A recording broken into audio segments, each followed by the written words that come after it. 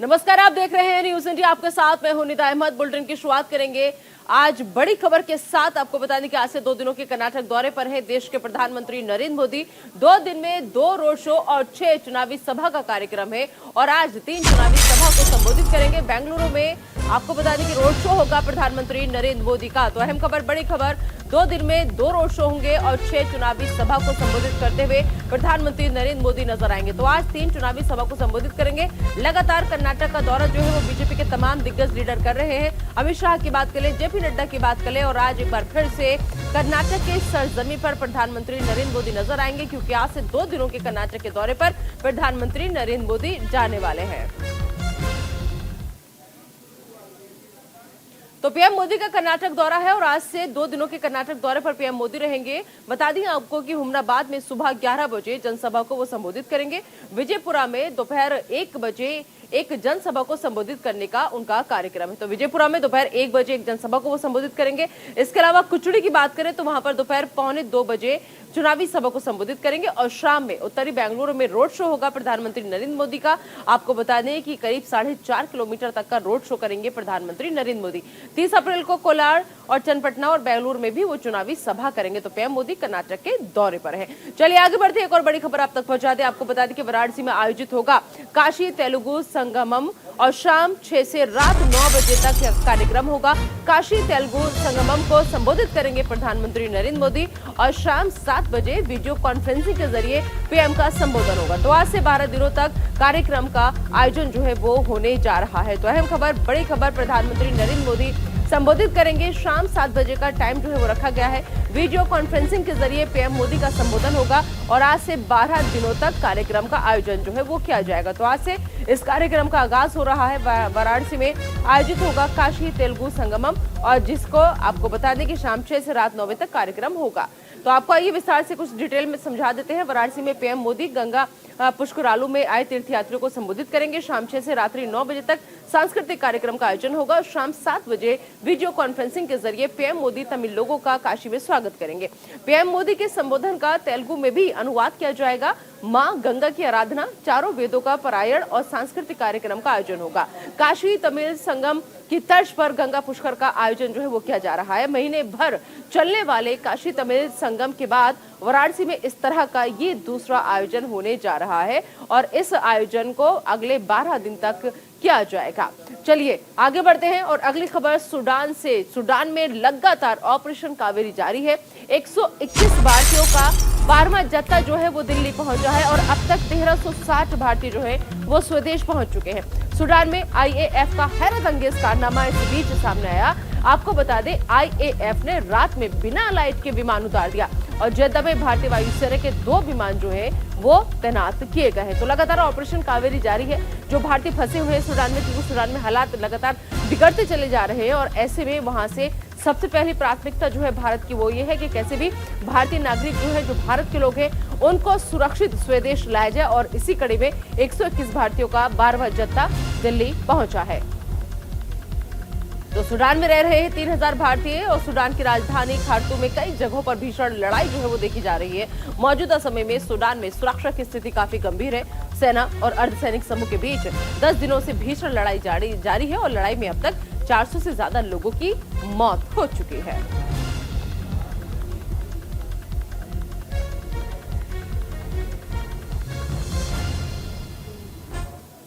चलिए आगे बढ़ते हैं और बुलेटिन में बात करेंगे राहुल गांधी की। राहुल गांधी की याचिका पर आज सुनवाई होगी। गुजरात हाईकोर्ट पे राहुल गांधी की याचिका पर सुनवाई हो रही है। सूरत कोर्ट से दरअसल सजा रोकने पर राहत नहीं मिली थी। आपराधिक मानहानि केस में 2 साल की सजा का मामला है, जिसमें आज एक बार फिर से अहम सुनवाई जो है वो होने जा रही है। बता दें आपको कि राहुल गांधी की याचिका पर आज सुनवाई होगी।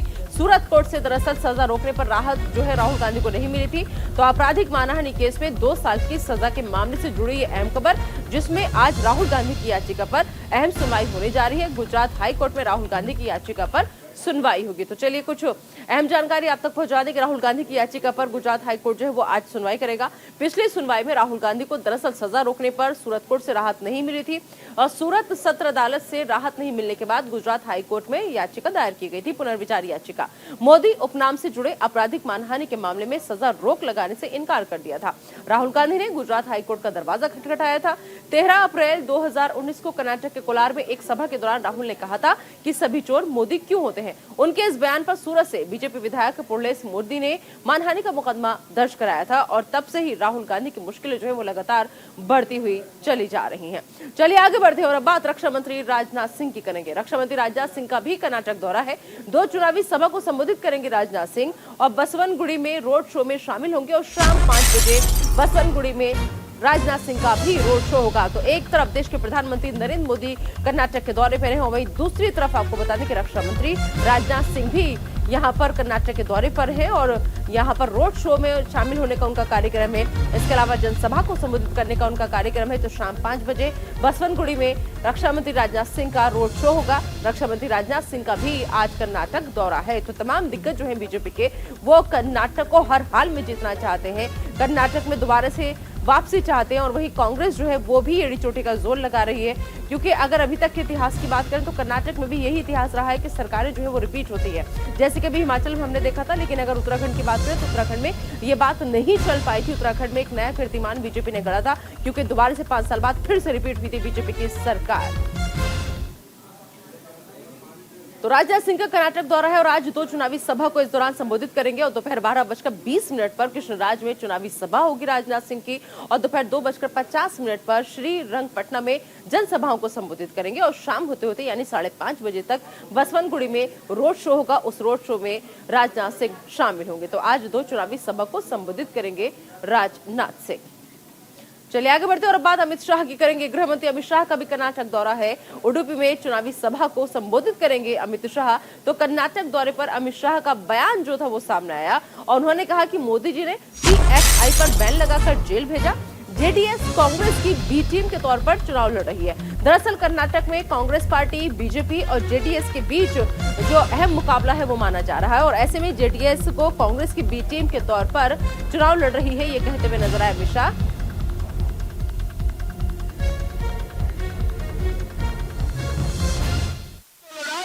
चुनाव है तो कांग्रेस और भाजपा के बीच में यहां पर कहीं जेडीएस नहीं है, समझकर चलिए। जेडीएस कांग्रेस की बी टीम है। जो जेडीएस वाले जीतेंगे वो सीधा काउंटिंग के बाद कांग्रेस की गोदी में बैठ जाएंगे। तो जेडीएस को वोट देने का मतलब है कांग्रेस पार्टी को वोट देना। और मित्रों, कांग्रेस को वोट देने का मत है फिर से PFI पर से बैन उठा लेना। और कर्नाटक से एक और बड़ी खबर आप तक पहुंचा दें। आपको बता दें कि कांग्रेस नेताओं ने इसी के अधिकारियों से मुलाकात की। योगी अमित शाह के प्रचार पर रोक लगाने की मांग कांग्रेस की तरफ से की गई है और कहा गया है कि योगी और अमित शाह का बयान उकसाने वाला है। तो बता दें आपको अहम खबर, बड़ी खबर आपको हम बता रहे हैं, क्योंकि जिस तरीके से लगातार योगी आदित्यनाथ कर्नाटक पहुंचे, उन्होंने जाकर के चुनावी सभा को संबोधित किया, तो उस बयान को, उस भाषण को उकसाने वाला बयान कांग्रेस पार्टी बता रही है। इसके अलावा अमित शाह जब वहां पर पहुंचे, अमित शाह ने साफ साफ कहा था कि अगर कांग्रेस की सरकार आती है तो कर्नाटक में दंगे होंगे। तो कर्नाटक से ये बड़ी खबर कि योगी और अमित शाह के बयान को लेकर कांग्रेस पार्टी ने इसी के अधिकारियों से मुलाकात की है। चुनाव आयोग पहुंची है कांग्रेस पार्टी और यहां पर मुलाकात करके अमित शाह और योगी की शिकायत जो है वो दर्ज कराई गई है और साथ ही साथ योगी और अमित शाह के बयान पर रोक लगाने की मांग कांग्रेस पार्टी की तरफ से की गई है। बेशर्मी से जो वक्तव्य आ रहे हैं कर्नाटक चुनाव के संबंध में, बीजेपी के सबसे बड़े तबकों की तरफ से हमने बड़े स्पष्ट रूप से याचिका और कंप्लेंट की है माननीय गृह मंत्री के विरुद्ध और माननीय मुख्यमंत्री उत्तर प्रदेश। उन्होंने 3-4 वक्तव्य जो हमने अपने रिप्रेजेंटेशन में कोट किए हैं, बड़े स्पष्ट रूप से ऐसे स्टेटमेंट्स दिए हैं जो उकसाते हैं, आपसी वैमनस्य फैलाते हैं। कांग्रेस के विरुद्ध साफ झूठे आरोप कि कांग्रेस ने कहा कि अगर हम आएंगे पावर में तो हम रिहा कर देंगे इन सबको, एक बैंड ऑर्गेनाइजेशन के सदस्यों को। और इधर कर्नाटक में राहुल गांधी के ऐलान की बात करें तो राहुल गांधी ने भी बड़ा ऐलान किया है। कुलबर्गी में चुनावी सभा में राहुल गांधी ने ऐलान किया, सरकार बनने पर चुनावी वादे जो है वो पूरे किए जाएंगे। परिवहन बसों में महिलाओं के लिए मुफ्त यात्रा होगी, ये वादा करते हुए राहुल गांधी कर्नाटक की जनता से नजर आए। और साथ ही साथ राहुल गांधी ने कहा कि पहली कैबिनेट बैठक में तमाम चुनावी वादे जो है उन्हें कांग्रेस पार्टी पूरा करेगी। तो कर्नाटक में बीजेपी को 150 से ज्यादा सीटें मिलेंगी।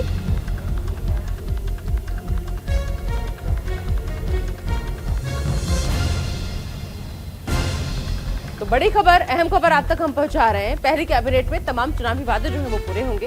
कर्नाटक में कांग्रेस पार्टी को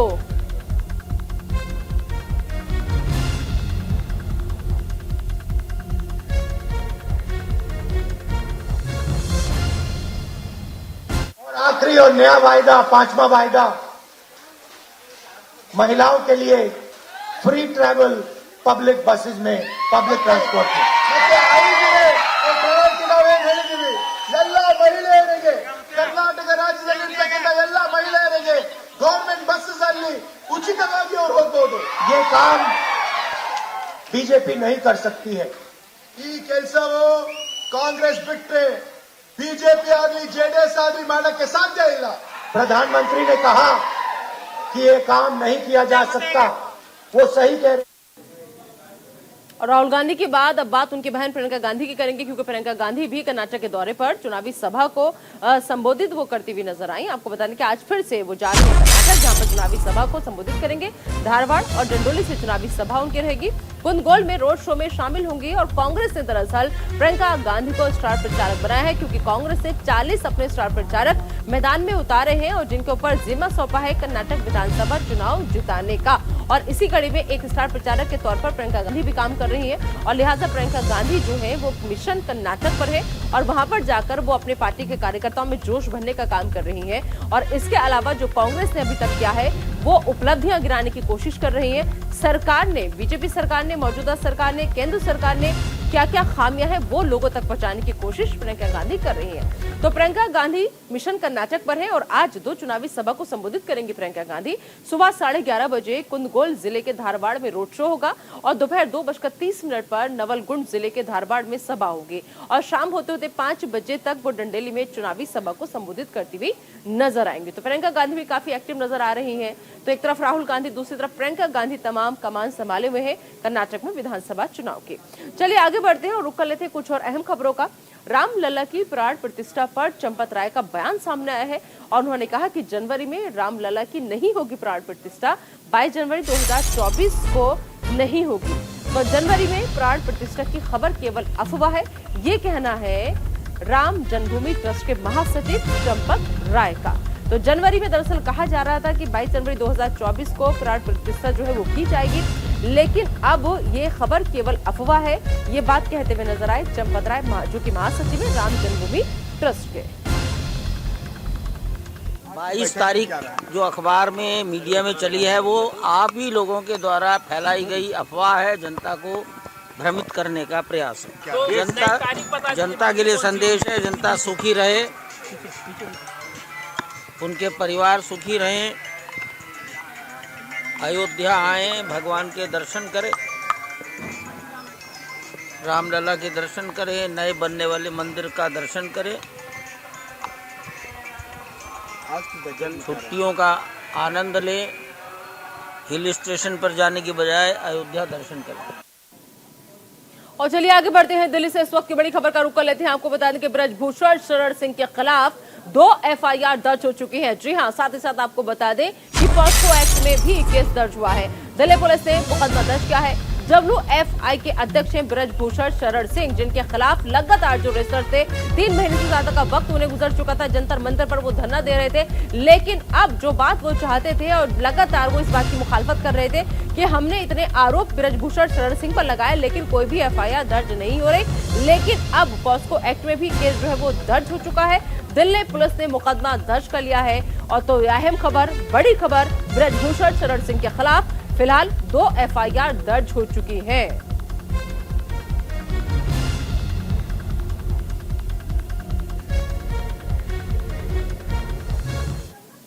और दिल्ली से एक और अहम खबर आप तक पहुंचा दें। आपको बता दें कि आज जंतर मंतर पर जाएंगे सीएम केजरीवाल। प्रदर्शन कर रहे पहलवानों से मुलाकात करेंगे दिल्ली के मुख्यमंत्री अरविंद केजरीवाल। खिलाड़ियों के साथ खड़ी रहेगी पार्टी, ये कहना है आम आदमी पार्टी का। तो बड़ी खबर, अहम खबर, आज जंतर मंतर जाएंगे दिल्ली के मुख्यमंत्री अरविंद केजरीवाल और यहां पर जाकर के जो पहलवान जंतर मंतर पर बैठे हुए हैं उनसे मुलाकात करेंगे, क्योंकि ये पहलवान पिछले कई दिनों से प्रदर्शन कर रहे हैं। और उसके बाद में अब आम आदमी पार्टी की तरफ से ये बात कही गई है कि खिलाड़ियों के साथ आम आदमी पार्टी जो है वो खड़ी रहेगी।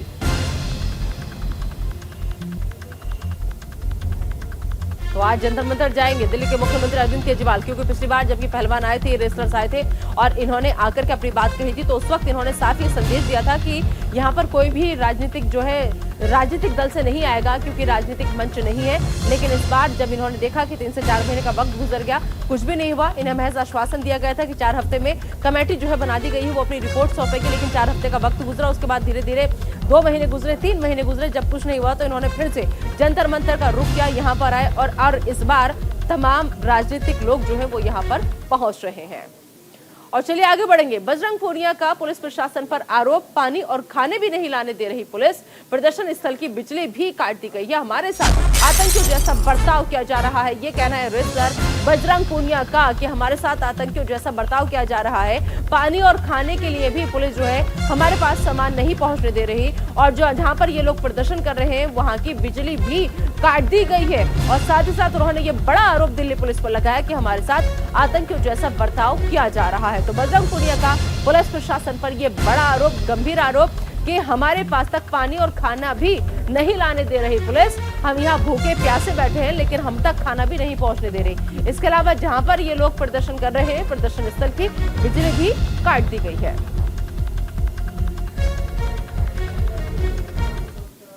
और चलिए आगे बढ़ते हैं और अब उत्तर प्रदेश से बड़ी खबर आप तक पहुंचा दें। 5 चुनावी सभा को संबोधित करेंगे उत्तर प्रदेश के मुख्यमंत्री योगी आदित्यनाथ। निकाय चुनाव को लेकर बीजेपी के लिए वोट मांगेंगे। बीजेपी सरकार में दुनिया भारत के सम्मान में खड़ी है, ये कहना है उत्तर प्रदेश के मुख्यमंत्री योगी आदित्यनाथ का। तो योगी आदित्यनाथ के जिम्मे दरअसल निकाय चुनाव होने जा रहे हैं उत्तर प्रदेश में। ऐसे में बीजेपी कोई भी कोर-कसर नहीं छोड़ना चाहती, लिहाजा खुद निकाय चुनाव की कमान उत्तर प्रदेश के मुख्यमंत्री योगी आदित्यनाथ ने संभाल रखी है। वो जगह जगह जा रहे हैं, बैठकें लगातार कर रहे हैं, बात कर रहे हैं, मुलाकात कर रहे हैं और बीजेपी के फेवर में जनता को लुभाने की कोशिश कर रहे हैं लगातार। तो आज भी 5 चुनावी सभा का संबोधित करने का कार्यक्रम है। तो योगी आदित्यनाथ की आज कई चुनावी सभा है। गोरखपुर, महाराजगंज, कुशीनगर, देवरिया और वाराणसी में चुनावी सभा होगी। बीजेपी प्रत्याशियों के समर्थन में विजय का शंखनाद करेंगे। सुबह 10 बजे सरस्वती विद्या मंदिर आर्यनगर में चुनावी सभा होगी।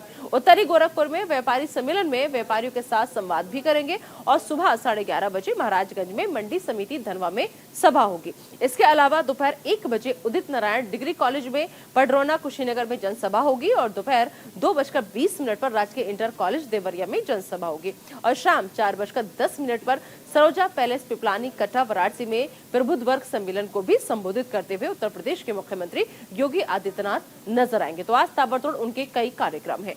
तो उत्तर प्रदेश से एक और अहम खबर, जिस अंसारी बंधुओं के फैसले का इंतजार सबको है, आज वो फैसले की घड़ी आ गई है, क्योंकि आपको बता दें कि कृष्णानंद राय हत्याकांड में आज अहम फैसला जो है वो आएगा। ऐसे में जिस तरीके से अतीक और अशरफ के केस में पूरी सुनवाई हुई, दोष सिद्ध हुए, उनके ऊपर आरोप तय किए गए, तो ऐसे में इन अंसारी बंधुओं की भी मुश्किलें जो है वो बढ़ती हुई नजर आ रही है कि इन्हें भी कोई राहत जो है किसी तरह की नहीं मिलेगी, क्योंकि 2005 का ये पूरा मामला है जब बीजेपी विधायक की हत्या कर दी गई थी और 1 नहीं 2 नहीं बल्कि करीब 500 राउंड फायरिंग जो थी वो कृष्णानंद राय पर की गई थी। तो उत्तर प्रदेश से यह अहम खबर, अफजाल अंसारी और मुख्तार अंसारी इस पूरे मामले में मुख्य आरोपी हैं और लिहाजा आज इस कृष्णानंद राय हत्याकांड में अहम फैसला जो है वो आने वाला है। गाजीपुर एमपी कोर्ट फैसला सुनाएगी। देखना होगा कि अंसारी बंधुओं की मुश्किलें बढ़ती हैं या फिर उन्हें किसी तरह की कोई राहत मिलती है।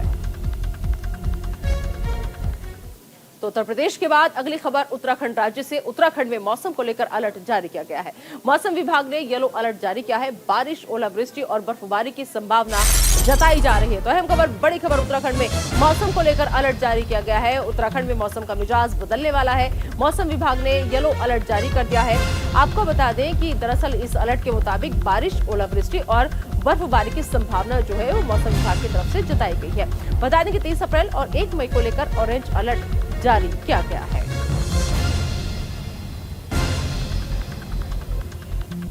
तो उत्तराखंड में मौसम को लेकर ये अलर्ट जारी किया गया है। मौसम विभाग ने येलो अलर्ट जारी किया है।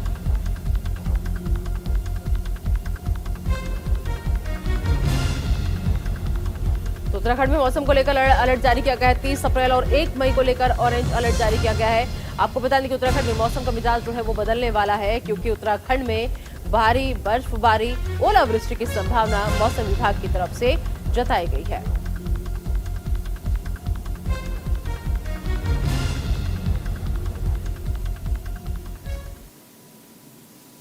राजस्थान सरकार पर नाकामी का आरोप लगाते हुए बीजेपी ने धौलपुर कलेक्ट्रेट का घेराव किया और वहीं जिला कलेक्टर को राज्यपाल के नाम ज्ञापन सौंपा गया। वहीं घेराव में पहुंचे अलवर सांसद बालक नाथ ने गहलोत सरकार पर कई आरोप लगाए। साथ ही गहलोत को धर्म विशेष के लिए कार्य करने वाला बताते हुए उन्हें अशोक पठान के नाम से संबोधित किया।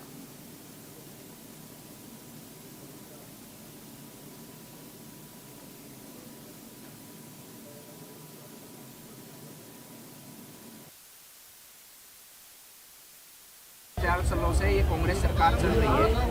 ये आज तक आज़ादी के बाद में जितनी भी सरकारें बनी है, सबसे भ्रष्ट और सबसे निकम्मी सरकार है। ये गांव-गांव में हमारा एक एक बुजुर्ग, बच्चा, जवान, युवा, हर वर्ग के लोग ये बात को कह रहे हैं कि ऐसी सरकार नहीं देखी जिन्होंने न केवल भ्रष्टाचार के साथ साथ में हर एक स्तर पर जनता का शोषण किया है। नौकरियों के मामले में देखें तो जनता की नौकरियां खा गई, पेपर लीक के मामले हों, किसानों से धोखा कर ये सरकार बनी। 10 तक की गिनती गिनी थी जो आज तक 4.5 साल में पूरी नहीं हुई। जिस प्रकार से यहाँ पर हर एक विधानसभा में, यहाँ धौलपुर की बात करेंगे तो धौलपुर के अंदर जितने भी इनके कांग्रेस के जनप्रतिनिधिगण हैं, उनके द्वारा जिस प्रकार से गुंडागर्दी की जा रही है, निर्दोष लोगों को झूठे मुकदमों में फंसाना, अवैध रूप से जमीनों पर कब्जे करवाना, अवैध रूप से जो खनन का काम है उसको संचालित करना, ये व्यापक स्तर पर राजस्थान में बढ़ा है। और जो मैं मानता हूँ कि जिस प्रकार से खनन की लूट जो राजस्थान में हुई है, अशोक गहलोत ने 2 बार अपनी कुर्सी बचाई, दोनों बार ही अपने समर्थित कांग्रेस के विधायकों को, सबको जिस प्रकार से खाने अलॉट की गई हैं, ये राजस्थान की जनता नहीं भूल रही है। एक एक चीज का हिसाब लेंगे। और चलिए आगे बढ़ते हैं और अब बात मऊ की करेंगे। मऊ में गैंगस्टर एक्ट के तहत पुलिस की बड़ी कार्रवाई हुई है, जहां शबनम बानो की अवैध संपत्ति पर पुलिस ने कार्रवाई की है। वहीं जिलाधिकारी के आदेश पर पुलिस ने कार्रवाई करते हुए 55 लाख रुपए की संपत्ति को कुर्क कर लिया है। दरअसल पूरा मामला सराय लखनसी थाना क्षेत्र के रहजनिया इलाके का है, जहां पर आप देखिए 55 लाख रुपए की संपत्ति को कुर्क किया गया है। पश्चिम बंगाल के उत्तर दिनाजपुर के कालियागंज के साहेबघाटा इलाके में राजवंशी समुदाय की मृत छात्रा के साथ रेप नहीं हुआ है, बल्कि जहर खाने से उसकी मौत हुई है। स्थानीय पुलिस अधिकारियों ने मृत छात्रा की प्राथमिक पोस्टमार्टम रिपोर्ट के आधार पर यह दावा किया है। वहीं इस विवाद के बीच कालियागंज प्रभारी निरीक्षक दीपांजन दास को सिलीगुड़ी का पुलिस निरीक्षक बनाया गया है। वहीं सुबल चंद्र घोष को प्रभारी निरीक्षक कालीगंज थाने में स्थानांतरित किया गया है। और एक और अहम खबर, बड़ी खबर आप तक पहुंचा दें। आपको बता दें कि आईपीएल के 38वें मुकाबले में एलएसजी की जीत हुई है। मोहाली में पीबीकेएस को करारी शिकस्त दी है। एक तरफा मुकाबले में 56 रनों से हराया है। पॉइंट्स टेबल में दूसरे नंबर पर पहुंचा है एलएसजी। तो अहम खबर, बड़ी खबर, मोहाली में पीबीकेएस को करारी शिकस्त का सामना करना पड़ा है। एक तरफा मुकाबले में 56 रनों से हार का सामना करना पड़ा है। तो पॉइंट्स टेबल में दूसरे नंबर पर एलएसजी पहुंच चुका है। तो फिलहाल हेलो इंडिया में अभी के लिए इतना ही। आप दीजिए इजाजत, लेकिन बने रहिए न्यूज इंडिया के साथ।